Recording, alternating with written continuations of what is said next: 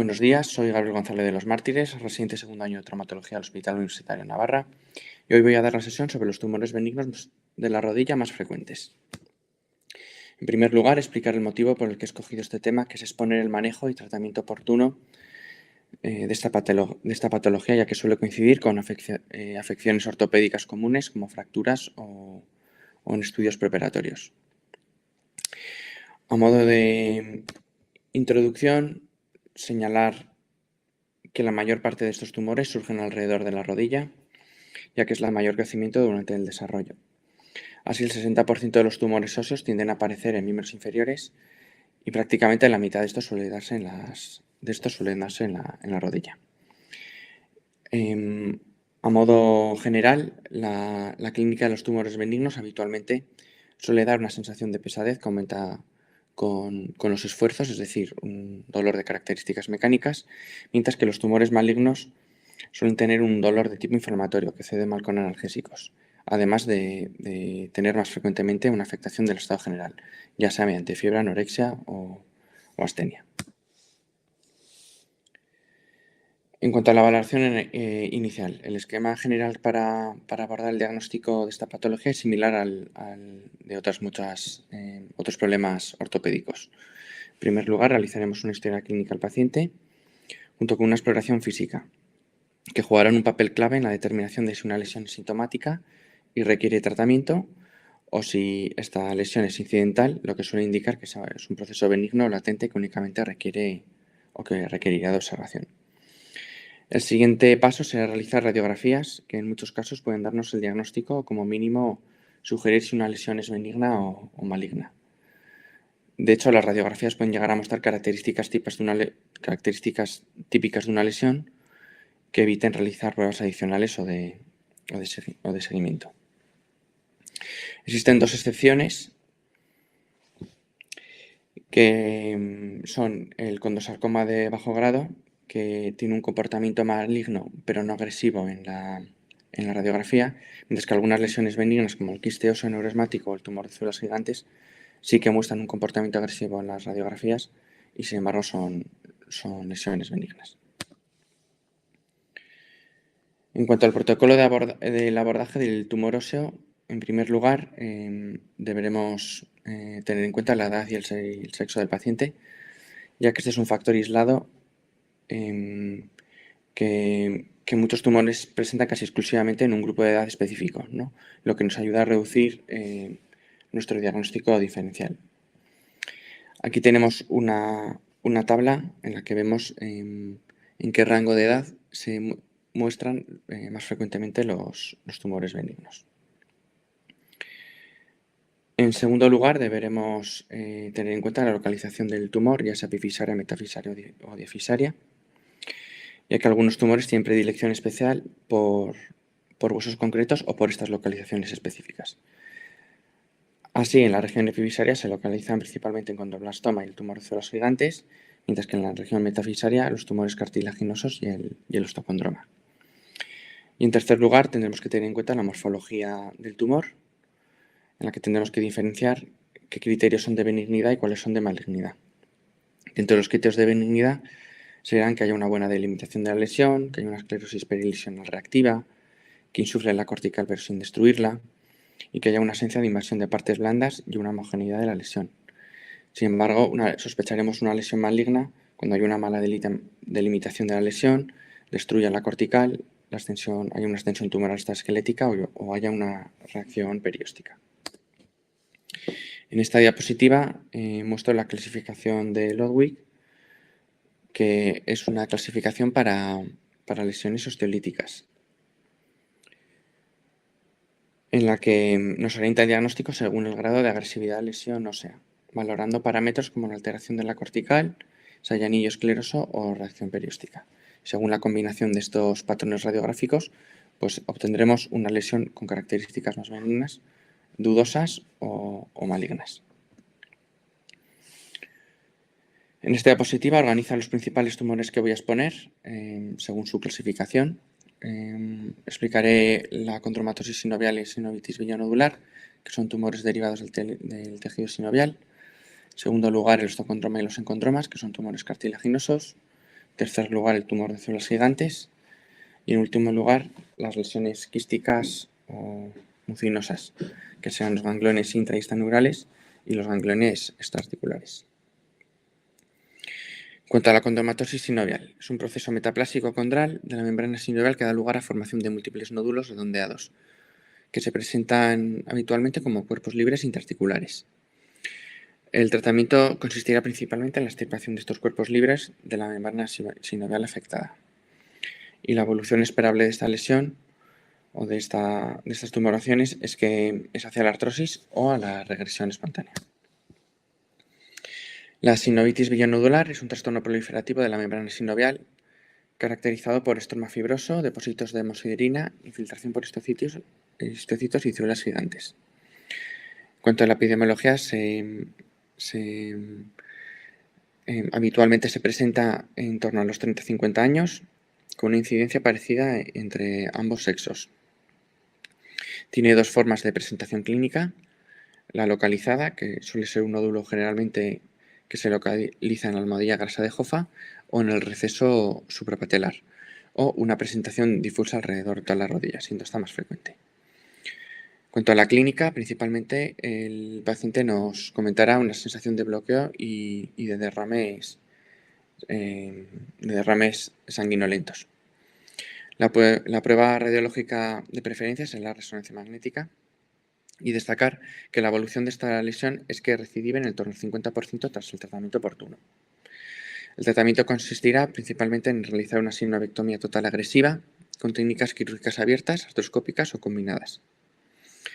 En los casos de recidiva puede tratarse con terapia de radiación de itrio.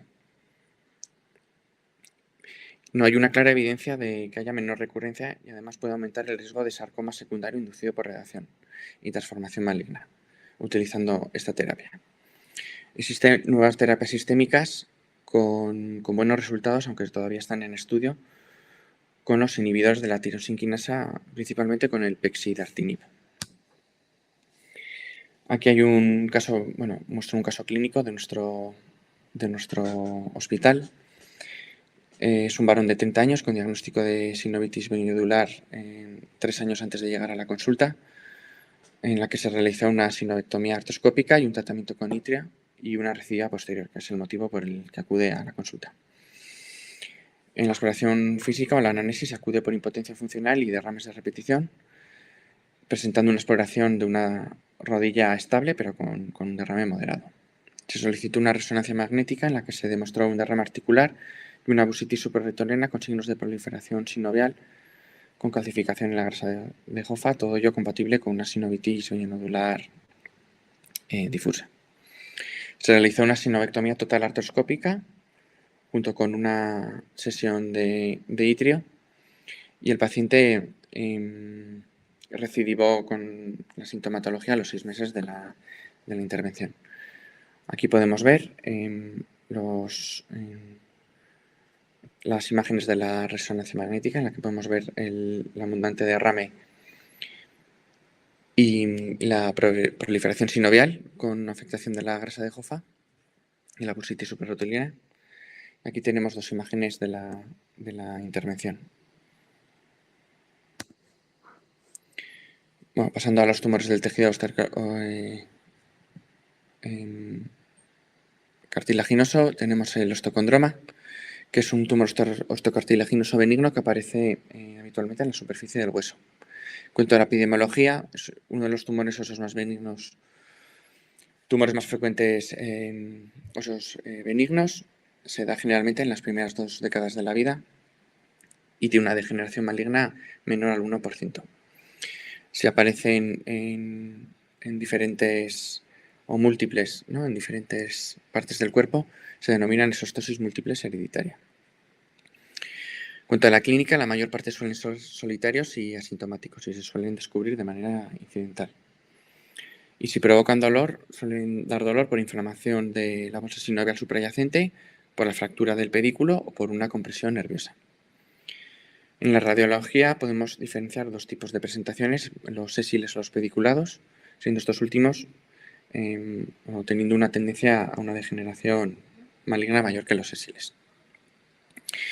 La cavidad medular del hueso se continúa con el pedículo del osteocondroma y presenta una fina capa cartilaginosa que es radiotransparente en la radiografía.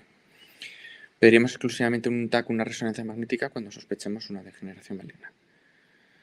El tratamiento, si son asintomáticos, será un tratamiento conservador y operaremos en los casos en los que haya síntomas secundarios a la inflamación de las partes blandas, síntomas secundarios a la lesión traumática frecuente, una deformidad estética considerable o síntomas secundarios a una irritación nerviosa o vascular. O cuando tengamos una preocupación o porque haya una transformación maligna. Aquí hay otro caso clínico de nuestro hospital. Hay un varón de 17 años con una tumoración ósea en la región metafisaria proximal de la rodilla que muestra una clínica de molestias a la deambulación y a la práctica deportiva. A la exploración física, rodilla estable y únicamente un dolor a la palpación de la protrusión. El tratamiento consistió en la extirpación de la lesión con escoplo y actualmente está asintomático y sin signos de recidiva.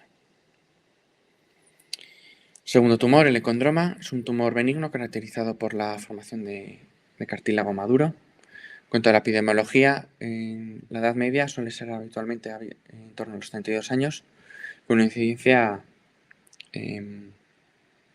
prácticamente igual entre varones y mujeres. Suelen ser tumores asintomáticos y no producen lesiones patológicas. Dentro de la radiografía tenemos diferentes patrones radiológicos. Suelen ser habitualmente lesiones menos de 5 centímetros y el patrón radiológico típico consiste en calcificaciones anulares y punteadas en el interior de la lesión. Otros tipos de patrones radiológicos suelen ser lesiones que insuflan la cortical, adelgazándola. Diagnóstico diferencial habrá que realizarlo principalmente con el infarto óseo y con el condrosarcoma de bajo grado. Y el tratamiento consistirá en aquellos casos en los que tengamos dudas con el condrosarcoma de bajo grado, una resección en bloque, más una cementación o injertos. Y si el tratamiento es observación, se aconseja realizar radiografías a los 3 meses y al año. En cuanto al tumor de células gigantes, es un tumor benigno agresivo con potencial metastásico y con capacidad de malignizarse. Es localmente agresivo, recidiva en torno al 20-40% de los casos y se puede transformar en sarcoma de forma espontánea en 1% de los casos. Y si además de forma reducida puede superar este porcentaje y ser en torno al 5 y al 15%. A pesar de ser un tumor de bajo grado, puede dar metástasis pulmonares un 2 y 3% de los casos. Es un tumor raro, ya que se da en torno al 5% de todos los tumores óseos. Habitualmente se presenta en torno a los 20-40 años y es uno de los tumores, pocos tumores, que se da más frecuentemente en mujeres. En cuanto a la localización, se suele dar en epífisis cerradas, sobre todo en la rodilla. En un 2% se suelen dar en el esqueleto maduro y cuando esto ocurre siempre suele ser a nivel metafisario, porque no se han cerrado las fisis todavía. La clínica suele ser de un dolor creciente articular con inflamación local, junto con limitación de la movilidad articular y característicamente tiene una consistencia papirácea a la palpación. La radiografía, a pesar de ser típica, requerirá de biopsia. En la radiografía veremos una zona radiolucente expansiva, que lo describen los radiólogos como charco en la arena. Suele ser excéntrica en las epífisis cerradas y adelgaza en la cortical, la insuflan e incluso llegan a romperla. No produce reacción perióstica y no suele haber una zona esclerosa reactiva periférica. El tratamiento consistirá en curetaje de la lesión más un aporte de injerto óseo. En otros casos, en los casos en los que no se pueda realizar este curetaje, será una resección en bloque. En los últimos años se descubrió que la patogénesis de esta lesión está influenciada la vía del RANKL. Entonces se empezó a utilizar el denosumab para disminuir el tamaño del tumor y posteriormente realizar el curetaje. Sin embargo, hay estudios recientes que revelan que hay una mayor tasa de recurrencia y y pacientes con transformación sarcomatosa después de la terapia de denosumab. Entonces, en este momento está bastante discutido el papel del denosumab. Aquí tenemos otro caso clínico de nuestro centro, una mujer de 45 años con un dolor mecánico de rodilla de meses de evolución tras una caída accidental. Se realizó una radiografía en la que se vio una lesión ostolítica epífiso-metafisaria próxima de la tibia izquierda, sin reacción perística ni de partes blandas. Se decidió hacer una resonancia magnética, dadas las características de la lesión, en la que se describe una lesión polilobulillada con intensidad de señal heterógena compatible con un fibrosarcoma. Se realizó una biopsia en la que se diagnosticó de tumor de células gigantes y el tratamiento consistió en un curetaje más termoabrasión y un relleno con injerto óseo de banco. Y actualmente la paciente está asintomática y sin signos de recidiva radiológica. Aquí podemos ver las radiografías preoperatorias y posoperatorias. En cuanto a los gangliones o quistes sinoviales, son lesiones benignas no tumorales que surgen de las articulaciones sinoviales o de las vainas de los tendones. Suelen verse habitualmente en localizaciones popliteas y en el dorso de la muñeca. Los quistes sinoviales de la articulación tibioperonea proximal pueden ser sintomáticos por la compresión que ejercen sobre estructuras adyacentes, siendo más habitualmente la del nervio peroneo. Se describen dos formas de esta compresión, pueden ser quistes intraneurales que infiltran y se fusionan dentro del tejido nervioso, o los quistes extraneurales, que ejercen una acción compresiva sobre el nervio sin infiltrarlo. Como expliqué anteriormente, en la clínica que se suelen dar son compresión nerviosa, y en la tibioperonea proximal pues dan una compresión nerviosa del nervio peroneo común, habitualmente dando una clínica de paresia del tibial anterior, del peroneo lateral y de los extensores digitales del pie, con o sin una masa palpable.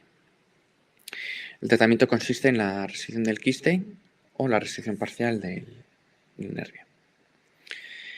Aquí muestro otro caso clínico de nuestro centro, una mujer de 47 años con dolor en la cara externa de la rodilla derecha y con una clínica de pie caído. En la exploración física tenía un TINEL positivo en toda la cara anterior de la pierna hasta el tobillo, con una marcha en estepaje. Se realizó un estudio